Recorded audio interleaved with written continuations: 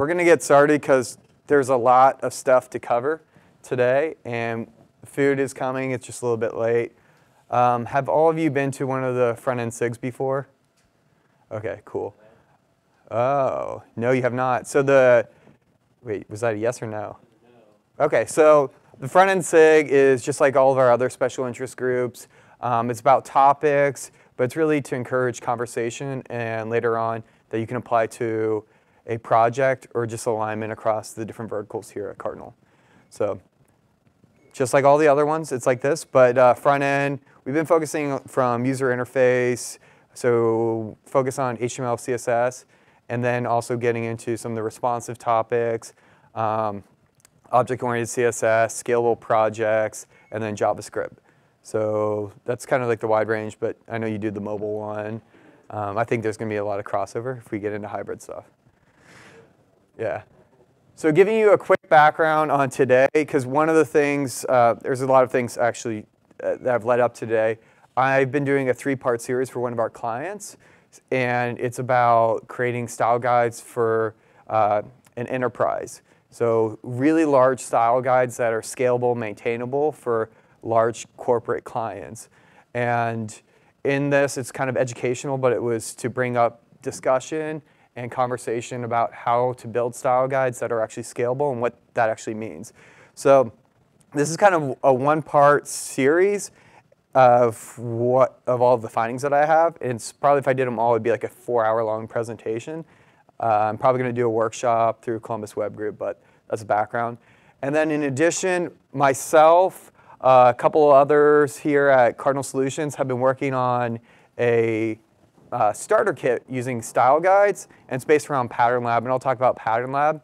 And so Lauren Dorman and myself have really created a really nice starter kit, so you can pull it down and get your project started. But it's not what you would think for a starter kit, so it's not really a Bootstrap. It's really about front-end architecture, so you can get off on the right foot, but it contains a lot of those reusable components. So with style guides, we're going to cover a couple little topics here, and I'm hoping to get these kind of knocked out within 20 minutes and then focus on the actual starter kit that I built out. So we'll talk about the naming convention, the different names that are out there for style guides, go through a definition and some of the benefits with them, and then really what they're not, and then how they can apply to something like an enterprise solution, and then we'll get into them in the wild, which will translate over to the starter kit that I've been working on. So what do we call it? This is one of those big conversations with our clients, especially in the enterprise, is what do you call a digital style guide? And like, they call them like a wide range of different things, and I have a list of them on here. So when you're talking about it, I've seen this many times, not just even with style guides, but I feel like we lose, like the conversation gets lost in semantics, and you realize that you're talking about the same thing, but you're arguing about details, and then you realize that it's just because you call it something different. So in reality, it's just like if you're working with a team and you're talking about creating a digital style guide, that you kind of, from the beginning, have that baseline of what do we call it. So here are some names of what a style guide has been called. So there's a toolkit, a pattern library, a component guides, component library, a CSS framework, a Bootstrap, and there's probably other ones. So has anyone else ever referred to a style guide as something else? Or what? So toolkit, and variations on this. But a lot of people think that these mean different things, and maybe they do. You could probably lose your mind if you tried to decide which one of these actually meant, but it's just naming. Kind of pick one. Common ones are really component library, toolkits, and pattern libraries. But what we've been saying, especially with our clients and kind of setting that base level with our clients, is calling them digital style guides or digital brand style guides. And they're not necessarily the brand style guide, but it's a transition of whatever that brand is in the digital space. And I'll talk about that in just a moment. But in reality, they're their own separate projects. So there's different ways of approaching style guides. There's the corporate level. So you create one style guide that fulfills the need of every single future project and the unknown project and the content out there. And then there's the style guide that you create for a single application. One isn't better than the other. The harder one is when you create the corporate one, but that one has to have a lot more time and effort and planning associated with it. It's definitely more beneficial. And as I go through these, I'm talking more about that level of it, not the application level of it. And the application level of it, the issues that I have with it is you could be working on a style guide and on Project X, and then Project Y has a style guide, and then your global brand changes, and then the two are unsynced because you're managing these two separate projects that are supposed to be just for the application itself. And then when someone's like, why does that application look different? They're like, no one updated that style guide for it. So I have been pushing our clients, and when talking about digital style guides, kind of separate from the individual application style guide, but think about it as a global corporate style guide. But again, they're their own project, even if it's for a application or a website or whatever it may be. They should be managed and maintained like in its own Git repo, because over time they'll change and evolve just as much as the website. Ooh, a transition. So what are digital style guides? They're primarily design patterns.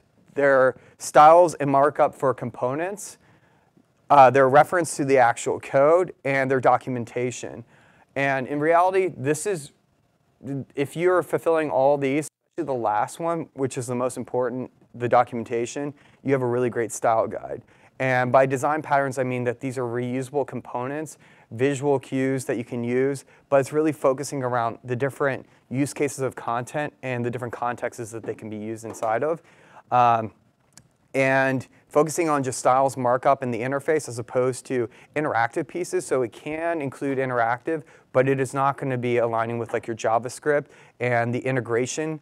You're using markup and styles to be integrated into a system that is fully customized, and it should be more like the actual visual as opposed to the architecture. And then reference to actual code. So it's not like an image. You're actually seeing content out there, unlike a brand style guide that may be a PDF. This is something that is what you're viewing as a style guide is the actual output of the style guide. So it's one for one. Big thing where people go wrong is they try to focus on creating these style guides and these front-end frameworks that are customized for their actual use case. And they create these naming conventions that's like one single use class, and it's like this becomes the header. This is header 2. And then here's this block, and this is my content block intro, and all these different names. And it's just like one class to try to solve every use case, which is not really the best way when building and crafting a front-end architecture or CSS framework, which a style guide is just a reference to a bunch of different classes and use cases of these classes and DOM structures that can be reused. So it's really this idea of clarity over brevity, meaning that you can have, say it has 20 classes on an element. That's completely fine. It's actually better to have that as opposed to one class that fulfills all requirements, and then I have to write overrides and add specificity to add different contextual design elements. It gets really confusing. So why style guides are really fantastic is you can have reference to this code, even though the classes may look quote unquote ugly or long, it doesn't matter because you have a visual representation of it, and you know I need to copy and paste this code somewhere else and utilize it, and these are the items when combined, it gets this look. So it just allows for flexibility and scalability there. So with style guides, it includes all sorts of modified versions and variants of everything that you have. And sometimes you're building out one component, and again, especially if you're using like more of an object-oriented CSS and you're combining different classes, you may remove some kind of class and realize that you've created a new modified version of this component. Or you may want to add another utility class or helper class, and then with adding that additional class, you've created a new look and feel for whatever this component is and how you can highlight that content. The big thing is it includes the different contexts of how these components are going to be rendered and viewed, meaning that you're designing these components for single use around content, but then you can also extend them to be in different contexts of a container. And the example that I give here is, say you have a 2-column grid, And the first side is just more like a nav, so a secondary navigation. It's 200 pixels wide. And on the other side, it's 800 pixels wide, and that's where you have your main content on. If I'm creating a component, I should have the variants of it in the different contexts. So even though this component can live on its own, if I put this component inside the left side nav, it should be able to be flexible enough to fulfill the needs of that 200 pixel wide column, as well as if I place it on the other side of the main content that's 800 pixels to kind of change the context of whatever the design may be. In the future, why I like to bring that up is if you're thinking about that now, you're kind of future-proofing your code because the element query is being developed, or element container, which is going to be a media query that's based around the context of a container inside of a parent container as opposed to a viewport. And that's being developed right now. The draft and specs out there, it's pretty rad. But if you start thinking about architecture in the form of different contexts for containers, you're kind of thinking about the next architecture for a front end. And it's really important for style guides. And that's huge with RWD. Big thing and the takeaway, and I think a lot of us, when we're talking to clients and talking about creating scalable code for the front end, it sounds like a broken record, and I say it all the time, but it's scalable, maintainable, and flexible code. So just really planning your code to be what the current context is, the content that you have. So creating a content inventory of every single thing that's out there, creating a list of all the components that are out there, and then creating these containers, these visual elements in your interface of DOM and CSS, but then really trying to break them by adding additional content in. So one of the things that, I don't know if we came up with it, but it was when we were working on Style Guide for Fit Third, we wanted to do a stress test. So we created these containers around the limitations, so the minimum character count and the maximum character count, but then we wanted to push them to their, like, what would happen if I intentionally broke it, and what would the fallback be for those components? So always thinking about what is the ideal situation, but then what is the worst case in both extremes of minimum and maximum. And then being flexible is you're designing components kind of for the unknown, and that unknown could be unknown content or an unknown application. So again, thinking about creating components that are scalable for whether or not I know what they're going to be used for. Last thing with really style guides is it's not a Bootstrap, or it's not Bootstrap, but it is a bootstrap. And a lot of people get kind of confused with that. Bootstrap is kind of a one-size-fits-all, and in reality, it's if you're doing any custom application, especially if you're doing branding, you're so limited to what you can have out there. And Bootstrap was created to really help, create a language around front end. But the language that they developed and created is not the best front end architecture, and especially when you start dealing with responsive. It was nice when it came out for the full stack developer to have an opportunity to incorporate some decent CSS and HTML into their code, but in reality, it breaks. I've seen a couple use cases of Bootstrap where it was actually kind of nice, but what they did was they really went and rewrote almost every single thing in Bootstrap, and they used the documentation as the basis to create the new style guide. So they pretty much rewrote the CSS of it and the JavaScript of it, but they kept the documentation and based the code around the documentation. So kind of worked backwards on it. But in reality, it's really bad code, and you shouldn't be using it. But it is a Bootstrap, so it does help you get quicker to the end result and kind of iterate, and we'll talk about some of those in a second. So the 8 benefits, because I couldn't think of 2 more. 8 sounds like a good number. So if you can think of any other ones, that would be really nice if I ever do this presentation somewhere else. I could probably think of more if I was drinking right now. But number 1, and the most important, is improve collaboration with development team. So how the front-end developers and the back-end and the designers actually are all working together. So there's a visual representation of what we're working on, especially if you're developing this for the first time. You can kind of work in parallel and see this iterative process and continue to grow. Once it's completed, you have a reduction in development efforts. So meaning that you have code over here that I can utilize, or I can even create new spin-offs and modified versions. So overall, it will reduce development because there's some code that's already been created. That's kind of like a no-del one. One of the best ones is actually increased speed to market. Yeah, what's up? That's fine.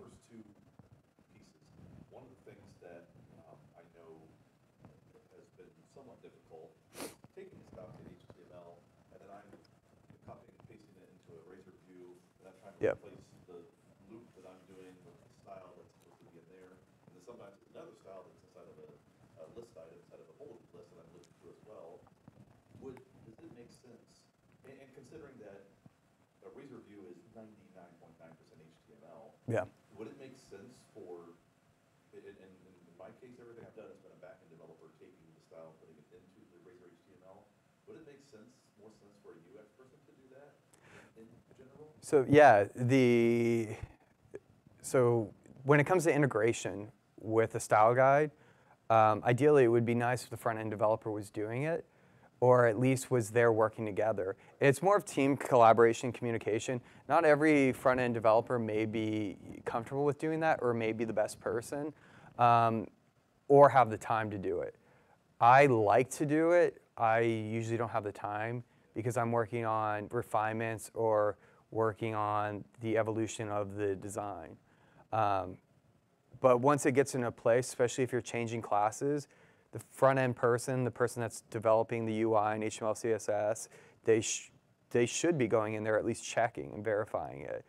The one thing I just want to add in there is where things go wrong is when people try to make their style guides like this magical thing that integrates into their project. And I hear people say idiotic things like, let's take this style guide and then let's create a gulp task or some kind of integrated continuous integration setup that when you create this block of code, it's going to go into my .NET solution and it's going to have these loops and it's going to bring in all this Microsoft stuff. Yeah. The second I started hearing that, I wanted to just like throw up on that person and like, I don't know, stab myself in the throat because it's impossible.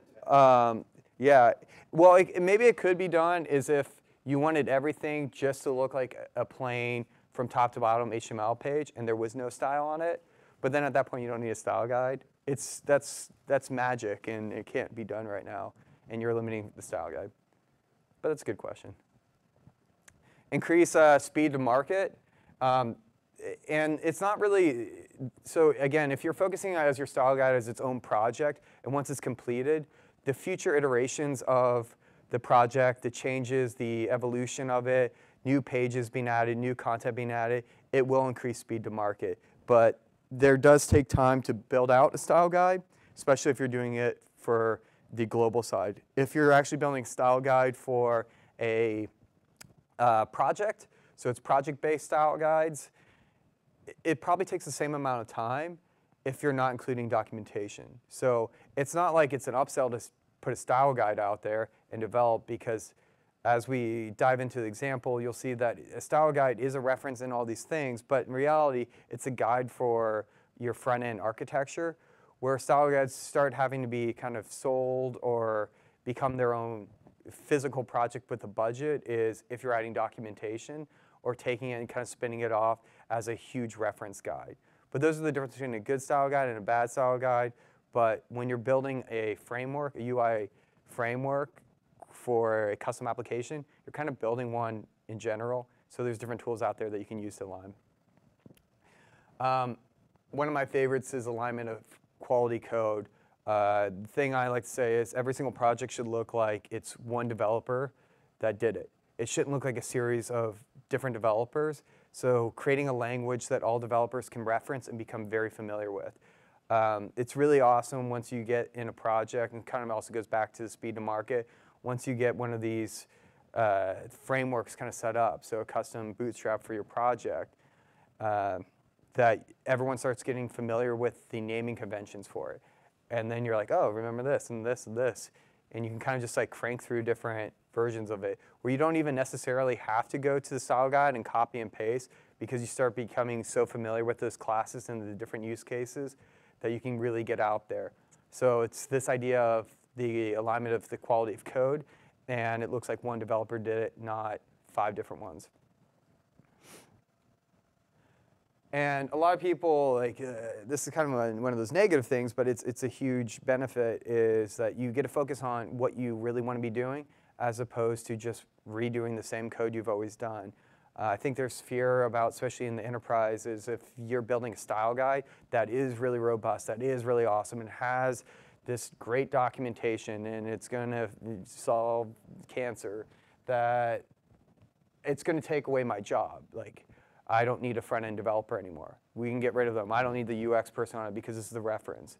In reality, if you're thinking about that, then that would be like saying Bootstrap exists, that took my job away, or there's some framework out there. That's not true at all. What it allows you to do is have this starting point that you can reference and focus on what you really want to be focusing on, the experience, the integration, the speed, the performance, or even improving the overall global style guide, than just building the same components again and again, just in different ways.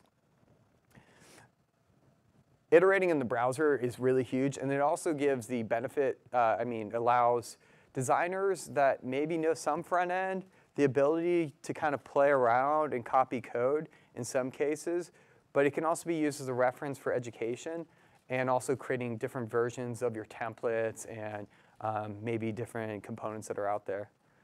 Are you smiling at that? It's really quiet in here. And the food is over there, so that's not distracting. Flexibility for ever-changing, evolving brands. So this is huge. If the brand changes, you update one code base, and you see it cascade through the style guide. And then that same style guide, if you're using it on multiple projects and you're using the same DOM structure, the same classes, all you have to do is move over one CSS file, and you just rebranded another application. So if you're following the same patterns, the same style guide, it makes it not a nightmare when a brand changes. And a lot of brands do change. I feel like I would say, I don't know, it seems more recent, as of recent, the brands are changing like every 2 years. It's almost like a marketing campaign to change your brand, but it just allows you to change the brand very easily. So they change a green, you change it one spot, it updates everywhere. If they go from more of a, I don't know, lots of gradients to more of like a flat design, it's really easy to do. And this goes without saying, but just consistency from a UI perspective as well as a code. So solution for all. There's only really 2 more sections here. And a lot of people think that, again, that these can be kind of solving all the world's problems. But what they really are aimed at, if you do them well, is documentation. So reference guides for the code, as well as use cases for components. Implementation guides, again, that's probably more on the code side, but how to utilize it, and then how you can put it in a Razor or an Angular application. Those types of references, but not actually putting the code of Razor or Angular inside here. Live interactive examples. So by this I mean, maybe you don't think about it as the JavaScript side. You can have some JavaScript to show how these components should be interacting and maybe changing the experience associated with them, but they're not, again, the JavaScript is separate. This is just more of a reference because different languages are going to have to do it differently. And there's a lot of limitations in different platforms that you can take advantage of capabilities. But it's actually seeing the real live code, being able to put it in the browser, making your browser squishy, which everyone loves doing, and seeing it go from large sizes to big sizes. The variations and modifications, so the different contexts of how they're being used, as well as color changes and references, but allowing the design team to have these kind of planned out, hand it off to a development team, and not like handing off Bootstrap that's just like you could still make all these weird combinations. These are the combinations that are more refined and the different use cases for the development team to implement, but hopefully there's still a front-end person or someone on the design side to reference and be like, is this right? So it's not still one size fits all here, but And then the different contexts of components, and I've kind of beaten that down, code that works. So what it can't solve, because I will admit that it can't solve it all. And these aren't necessarily negative. They just may be kind of learning experiences that I've had or conversations that come up when dealing with style guides. So what it can't solve, it requires updates. But this is a good thing. So projects evolve and change over time, and having maintenance and updates is super solid. But when you talk about a style guide, everyone thinks that, oh, it's done, that project's over, and then someone starts moving on to the next application, and maybe they're referencing the CSS that was generated in it, and they're making updates there, when in reality, they should have been making updates to the actual style guide, and then that cascades through all the systems, so you have that consistency and cross-platform alignment. It's just UI, CSS, and HTML. I said this earlier kind of in the example, but it is not going to write your Angular application for you. It's not the brand style guide, it's the digital brand style guide. And let me give you an example of this. So here at Cardinal Solutions, we have this blue color, and it's like this aqua color. And why it's not like bringing this in the digital space, and this color that's on this wall is different than the color that I look at on the computer, which is more like this color, but it looks different here. So that's one of the worst colors ever. So as a brand, you need to identify what is our actual color. So is it that blue? Is it this version of the blue? Or does it look like this chair? So it allows you to have alignment of that brand color inside of like the digital space. So even though the printed color may be like a cyan, like a straight cyan, but on the web, maybe it's a little bit more blue, and you have the right hex value that looks like the printed off version that everyone knows. So it allows you to kind of align with it and define the brand that may be a little bit different than the physical space brand. I've said that enough times. And this can be confusing as complex methodologies, but that's why, and these can be things like BEM, SMAX, its CSS or ITCSS, object-oriented CSS, which can be really confusing to maybe a back-end developer that doesn't spend their life building out interfaces or front-end solutions.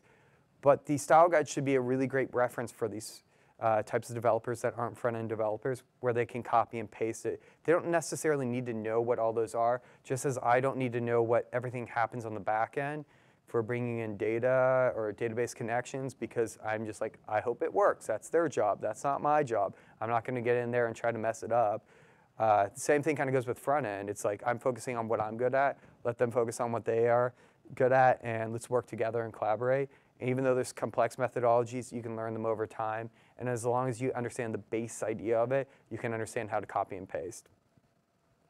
And they're platform agnostic. So this goes back to kind of a repeating theme, but you're not designing for one platform. You're designing for all of them, whether those are known or unknown. At times, you'll have to update the style guide to reference the limitations and capabilities of a single platform. But the goal is, if you're creating a global style guide, it's kind of more aiming to be a one-size-fits-all that you're going to customize. And I kind of skipped over this earlier, but when it comes to the style guides too, it isn't like I copy and paste over my style guide and it's ready to go. If that works, that's really awesome. But most applications will still require some custom UI development that is going to be specific to the content and the context that's being used out there. So again, you still need those front-end developers on it. You still need the UX people. You still need the designer to help create these ideas, concepts, and containers. And you're going to have to still do some custom application on the front-end side to bring it all together. So I just call that out. So cracking it open. What is included in a style guide? So design patterns, call to actions, or your CTAs, those are like links, buttons, whatever. Form elements are always really solid and great. List items, variations of how data can actually be shown on a page. So list items isn't just an unordered list, an ordered list, or a definition list. It can be other ways, like a series of components and sections aligning to each other. Typography, all the different font treatments, the great things that are styling and creating your brand and bringing it to that digital space. especially the H1s through H6s and the spacing in between each one. Media treatments, and I mean images, video, not the media object, but actual assets that you're bringing inside your experience. It can also be things like fonts. Structural, these are your grids, what makes it really come to life, the placement of the content, the prioritization of the content, the different use cases of how I want to build an interface, and the different contexts of the content. Navigational things, which is one of the hardest ones to build as a global style guide, especially until the element query, until that exists. This one's a little bit difficult. But navigational, you so many kind of examples and best cases and try to make your navigation be as scalable to fit whatever the needs are. Navigation is something that is more specific and one of those things that you're going to need to be bringing in a front-end developer and a designer, probably like an IA, to make it actually work really well. But you can create patterns that are similar, that are more of navigational strategy, not full-out navigational repeatable patterns. You can try to, but the reason why it gets hard is if I have really long words and they start line breaking outside my container, I can't really use that and make it scalable. So I'd probably have to create a different idea for it. And navigation is unique to each one. Branding, utilities and helpers, which this is a huge one. So style guides should include these actual built-out, fully fleshed examples of components, but then also have documentation on utility and helper classes. So how I can reference and build out new future classes. Things like alignment can be really great, or background colors that I can pick and choose and make kind of my own Mod Podge version of a component. And the biggest one is the front-end architecture. That's kind of what I'll be showing in my demo. And these are the highlighted ones of where you get the most benefit out of a style guide, or you have to spend a lot of time, and they may actually have to be extended or customized. So on the enterprise side,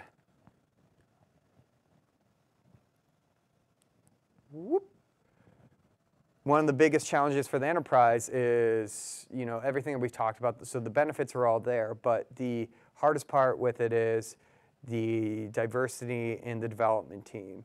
And a lot of these companies may have a front-end team, but they're the full-stack developer that knows CSS really well and can build out an interface. And then when you actually look at the code, it's just like, oh, no, that person kind of knows it. And then that code lives in the system for 6 years, and then 6 years later, someone has to go in there, and they're like, oh, to fix that, that's going to cost you 20 grand. And someone's like, well, I thought we had the front-end developer on it. They're like, no, that's our Java guy. He does Java, and he lives in Texas. I don't know. So anyways, multiple support for multiple platforms. And this is one of those biggest challenges when it comes to creating a style guide for the enterprise is you may have a hybrid application. You may have a web view that's in a native application. You may have a responsive website. You may have a marketing campaign. You may have a single page microsite that's related to a banner ad that I received inside my email.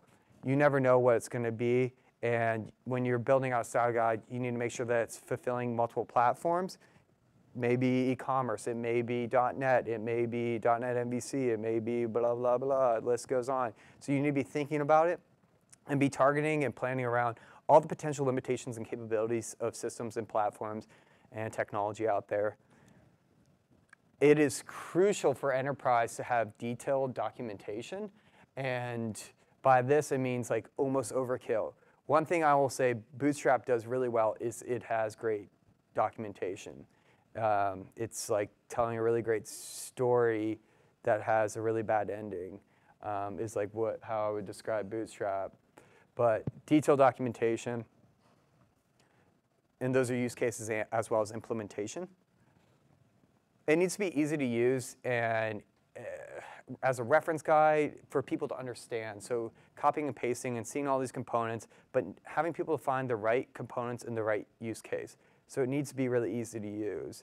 Why a lot of people kind of move away from the tools that are out there and they want to build it custom is because they want to create an experience that's contextually based around how their company actually works. And that's really great. One of the things that I'm working on is trying to take something like a pattern lab, but use pattern lab to create a global brand style guide. So pattern lab's really great when I'm building out my own toolkits for a project. But what it's really bad at is if I hand that off to someone that doesn't know what pattern lab is or the methodology of atomic design, they instantly get confused, which you could still use pattern lab to then build out a style guide as a reference, and you could use something to automate that. Another thing with the enterprise, and kind of relates back to the first one, the different platforms, is it shouldn't compete. And by this I mean, if you are using Bootstrap or a third party like Inuit CSS, the style guide should still be able to be used.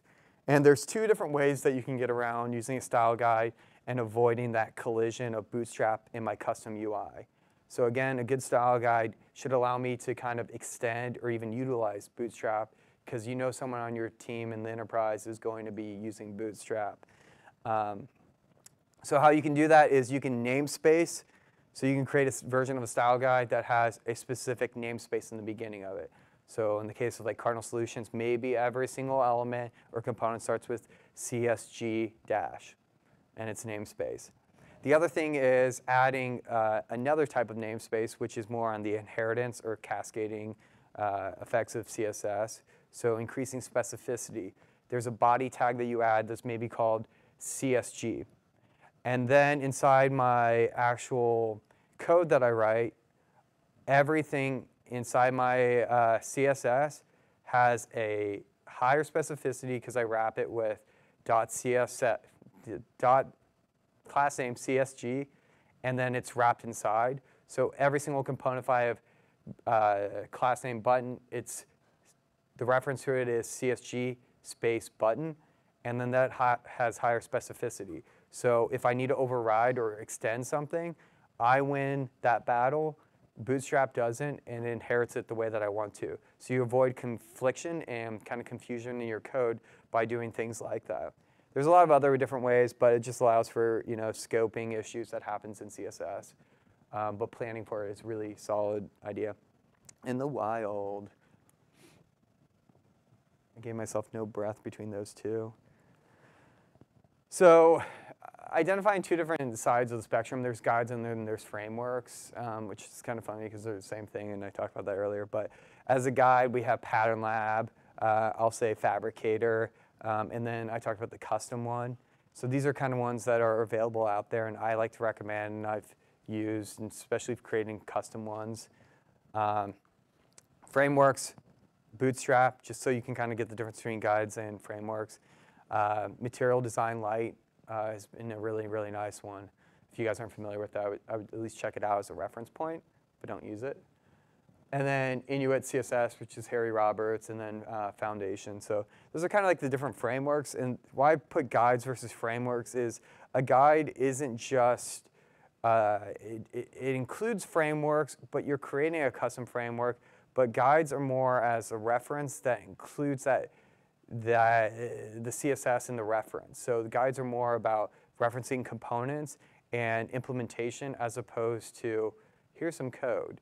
Because as an implementer or as someone that's on my team or as a stakeholder that's not a developer or designer, I should be able to open up the style guide and it should make sense to me. I don't need to know that Eric wrote it using its CSS or Sass over CSS. All I need to know is that's my brand. Oh, and I can copy and paste this and just port over the CSS. So that's kind of the differences there. I'm not going to do questions. What I'm going to do is move over to this project here. Mario, I may go blank here in a second. You let me know if you can see my screen as is. How's this look? I still see a panda. All right. Can you switch over to the camera view really quick? While I'm doing this, I guess, are there any questions?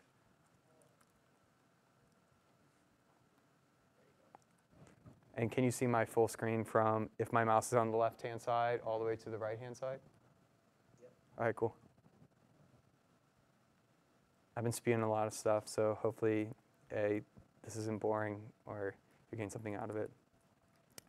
All right, so this is a project that I worked on with Lauren Dorman. Eric Katz also helped contribute to it. And again, this was taking Pattern Lab, which is kind of a pattern library, but it's based off of the methodology of atomic design.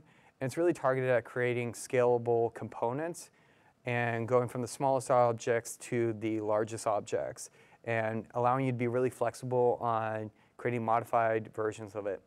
Now, if you go to Pattern Lab, I think it's patternlab.io, and you go to the GitHub and download it, it comes with an example Pattern Lab, but that is not supposed to be a framework. It is a reference guide, and that's where people go wrong with Pattern Lab, because Pattern Lab is not a CSS, it is not an HTML framework. It is a methodology and a tool for developing in atomic design and some other methodologies attached to it. So what I usually would do, I'd pull it down and then delete a bunch of shit from it and be like, I just wasted a couple hours of doing this and setting it up every single project the exact same way. And what I wanted to do with the help of these two and some other people was be like, what are the common patterns that we see in every project? But we don't want to create a strict guideline of what this should look like. This should be agnostic to the overall interface, as well as it should be agnostic to the platform. So our focus was on front-end architecture, not creating an interface, but including different components and reusable chunks of code that always come up in almost every single project. A really good example of that is this person really wants to call me. I keep getting a phone call from them. Probably like, I keep getting political ads. But anyways, lost my train of thought. So yes, let me show you what this is. So when you download it, and this is currently on our Bitbucket or our GitLab here at Cardinal Solutions, the goal is to make this be an open source project. We're still working on some refinements. And Pattern Lab in this version runs on PHP, so that's one of the requirements. You need NPM or Node installed on your machine, and I can go through the other requirements, and that's basically it. We are working on a new version of this that is kind of inspired by some other things where you can remove the PHP requirement, and we'll be basing it off of Full Mustache, which is the templating engine within inside of Pattern Lab. But instead of using PHP to compile, we're going to be building it using Node, Gulp, and then extending it to using handlebars. So it'll be a little bit more flexible and give us more capabilities as opposed to what comes out of the box. Is someone here the person that's calling me like constantly? Is this some like prank? It's really annoying. All right. So looking at this, when you download it right now, it looks like this, a broken page.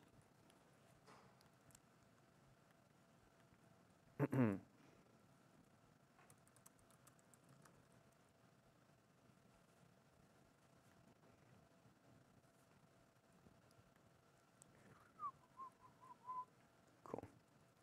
All right. So it looks like this, and it brings up some colors here, some font examples, some glyphs, and blah, blah, blah. But as I said, you could delete all of this if you wanted to. It is just as a reference point. And it's a reference point as well as some architecture that it doesn't hurt keeping in there. The most craziest part of the example code that we have here is inside the templates. So the templates has like this mock page that's inside here. But the reason why I have it in here is so you can see the different setups for responsive, as well as a navigation strategy that's kind of flexible to meet the needs of any project. But one of the things we did not overly design this, but it's architected so like this navigation, right here it's kind of grayed out in the background and maybe hard for you to see. But if you wanted to have this be blue and scale all the way back so it becomes like a one screen interaction of I expand nav and I see that, I could do that here. Or if I want this to, instead of it being on top of it, pushing my content down, you can do that using the same DOM and the same architecture that's here. So that's kind of like the thought of how we built out the interfaces here. It's a DOM structure that's flexible to meet whatever needs are, and it's a good starting point. But this is never a final position. So again, it's a Bootstrap without being actual Bootstrap. So it's getting you on there. So where it's really important is I could show you more Pattern Lab, but this isn't really to talk about Pattern Lab. It's to talk about style guides and this starter kit. Excuse me, I need some water. So when you open up the starter kit, you'll notice some things inside here. Like any compiled language, you usually have a source or a dev directory and then some output. So how Pattern Lab works is we have source and then we have public. So public is the compiled version of it. Source is where I'm working. In the root of this project, I've included some other things because I love Sublime and people love Sublime. I've included editor config, which would work with other text editors too, but allowing the formatting within my project to align from project to project, like tab styles and all those things. I have a JS Beautify for your JS, some Sublime settings. So this is just about alignment of how the code actually looks, and when I'm saving that everyone is following the same standards, but hopefully as a team you're talking about those things. It comes with a nice git ignore, which if you don't know what that is, then you should learn Git. But there's some complex things when you're, especially using compiled language, and some limitations of Pattern Lab, which Eric and I went back and forth on, and we kind of found out a really nice way of doing this recently. So outside that, we have a gulp file and this package.json. So the package.json, if you guys aren't familiar with using Node packages, this is, if you have Node installed on your machine, and I go to this directory and I type npm install, locally it's going to include the Node modules for my project. So I can install Node modules, things like gulp, Ruby Sass, gulp, all these other things, which allow me to do kind of code on the fly and automate some of the process. But I can do one of these package.json and hit npm install, and it installs it locally for my machine, and I don't need it to be globally installed across my machine. So it's specific to this project, and you can have different versions installed. It's really nice, and it allows teams to sync up. So versions of that inside here. And then the real piece of this is it has a Sculpt file, and it brings in all those Node modules. And inside here, it has some references to some of the code, but we wanted to put this in a way that was really easy to update, extend, and add different pieces inside here. So within here, it has optimization for images, a creation of colors and glyphs, so some of those annoying things that you always do when you're building an interface or building out a style guide. We wanted to automate and extend Pattern Lab to include these things. So that's, this gulp file out there includes a lot of really nice pieces, an FTP to deploy, so once I'm ready to push and share out with my team, if I have an FTP server that's associated with this project, I can run a single line and it can push out. And then we've worked on a way that's using gulp to do the build, but still using PHP to do the build because we still haven't rewritten that part of it. But this way is a little bit quicker, where Pattern Lab may be delayed about, say it's 30 milliseconds. This is maybe about 10 milliseconds, so that doesn't seem like much. But at times, Pattern Lab, when the watch function in PHP could be 100 milliseconds to a half a second. So it can be noticeable. And this hasn't so far had that many hiccups. So it allows you to see the process inside the browser a lot quicker, which I guess I didn't say, is this also has live reload. So as I'm updating my files, I'm seeing the changes as I'm developing them, and it's syncing it all together. And another thing that's really nice is it has a live server, so I'll show you what that means. As you saw right here, here's just my terminal. And don't make fun of me that I don't use like iTerm. But all I want to do is I can write gulp, and it'll go through the process. But I've also written a couple shorthand code here, or scripts for NPM, that if I run npm run gulp, it runs gulp, which is really nice. It saves me, it adds a couple, 4 characters. But if I run npm run dev, it does an npm install, so it makes sure that if there are any new packages that my team have put out there, that I get the latest version of those node packages or node modules.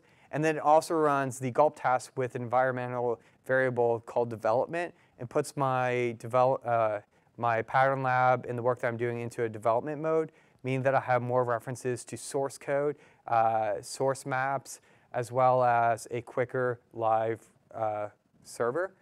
And then there's a production which minifies my code, takes out all the comments, and gets it ready to be packaged for deployment. And then there's npm run deploy that runs these other piped controls and would deploy to my FTP server if I updated it. So those are the different ones. So when I go inside here, if I run npm run dev, you'll see that it's running all these different things in the background. And then in a moment, it'll pop up my browser. And you can see that it has localhost 3000. So this is spinning up, and it's just using gulp to kind of run that. And inside here, it's not. This is not relying on PHP or anything. It's literally just from Node, and it's using browser sync. So one of the really cool features that we have added in here that I talked about is this data. Inside data, it has colors. So it's this big JSON file, and it uses this breakdown of the naming convention that I was working on, and Tim gave me some input on, about how every interface always has a primary color, a secondary color, an accent color, a dark, and a light. And then for every primary, secondary, you have a light, a dark, an accent of that color. So within there, you can build out a whole color palette based off of those. But you can always extend them and make variations in tertiaries, so forth, and whatever. But anyway, so this is just a JSON, and it has these names. What these names actually become are my Sass variables, as well as the that can be extended right here. So I can have this main color primary, which is my color primary variable that's used in Sass. It has this color that's associated with it, but then other variables that I've extended it to. So for example, I go here, which is my reference to my Sass variables as well as the colors that I have inside my project. I can see that this is called color primary, but this color primary has also been extended to be a variable that's called button background. So I imagine that if I go to the button background, that it would be the same color as this. So if I wanted my button background to be orange, all I would have to do would move it from that extended JSON object into this color, into this guy right here, and then my button would now be orange. So it allows me to maintain my colors at a global level and create variables where I'm not having the difference between public and private variables, and I can see a reference to it really clean and clearly. Because one of the biggest issues with Sass is when you start having to manage your variables and you have all these different versions of it and you're like, which one goes where? This becomes a really nice reference for it. And then showing you kind of how this works. So if I want to change color primary from this dark blue color to, like, say, the color red, you can see that it's updated here. And now anywhere where color primary is being referenced, it is now red. Another one that is one of those nightmares in the world of creating an interface are working with your glyphs. And I will show you both how the glyphs work and the code associated with it. So glyphs is, we have this fonts, we have icomoon. So icomoon is one of my favorite things out there on the web. So if I go to icomoon.io and hit app, I can build out different icon libraries. I can also reference and add my old icon libraries that I've used in the past. So let's go to this project. Stuff. I'm really creative with my naming conventions. So I go to icomoon, and I hit my select.json. Sure. So these are the ones that are already in there. But if I want to add this pencil and this guy for any reason, I can do that. And I hit generate font. I can give them a reference if I want to. Let's just call it F2, whatever, 3. And now if I download this, I get this icon moon zip. And a lot of time, I've wasted so much time on projects just managing and maintaining fonts and custom fonts. And if you don't want to use one of those custom fonts, one of those pre-selected fonts, you can create custom fonts like in an SVG and import them in there. So anyways, it has generated this directory for me. So now I can go back to my project, next to my stuff folder, go to my source, go to my fonts, and paste that icon moon in there and replace it. By doing that, and I go back to my style guide, I now have, I should have a reference to those guys. I may need to build something. What? Okay. So by just going to icon moon and making new selections and copying and pasting this, I now have these guys as a reference inside my style guide, and all I did was copy and paste, so my team can actually go out there and reuse it. And then I can also see kind of a more deep dive piece. So utilizing icon moon and some of these third-party sources to really iterate through designs and manage and maintain it a lot easier. So the big things managing and maintaining. If I go here, how that's working is if I go to Atoms, whoop, Glyphs, it's just some basic vanilla JavaScript that's going out to that JSON and iterating through and bringing in those images. So again, you don't have to manage, maintain your glyph reference. You don't have to manage, maintain your color reference. It kind of automatically does it for you. So those are two pieces that we added in here. And then I put in some examples of atoms and especially basing it around methodologies like BEM. But the big thing is the architecture here. This may be kind of hard for you guys to see, but this is based off of itCSS, which has been one of my favorite methodologies that's out there. So it really makes you focus on that idea of the inverted triangle. So large reaching selectors, and as specificity goes up, or as use cases kind of go down, but they become more specific modules, components, designs, the higher the specificity, the less likely, the more likely you want them to override previous properties. You put them at the bottom. So it goes settings, tools, generic elements, objects, components, trumps. So inside here, I've also broken these down into kind of sub pieces. So there's like setting underscore BPs, which stands for breakpoints.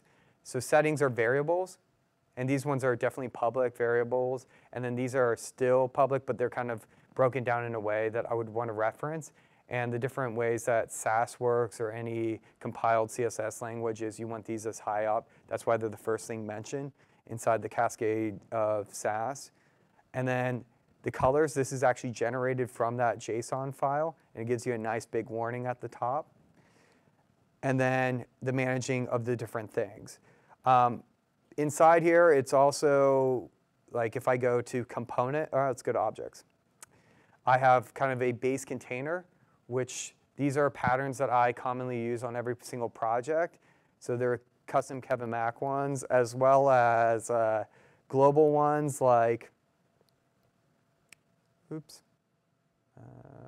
the media object and the flag object.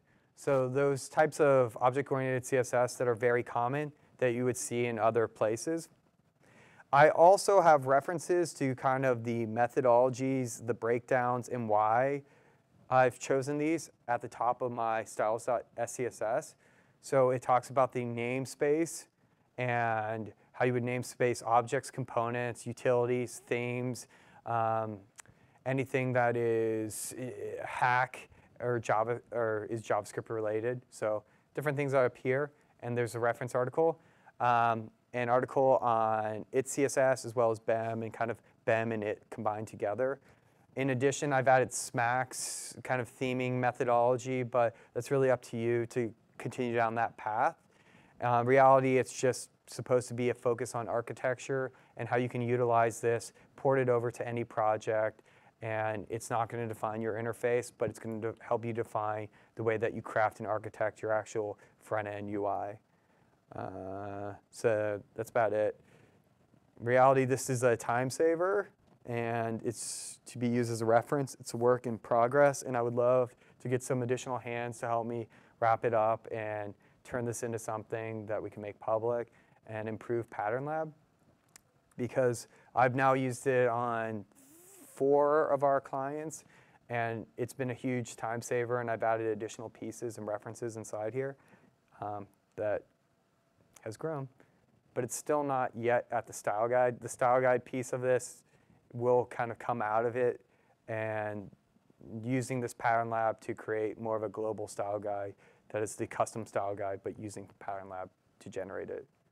It's a mouthful. All right, any questions about anything I covered? That was like a straight hour of me nonstop talking, which is easy to do.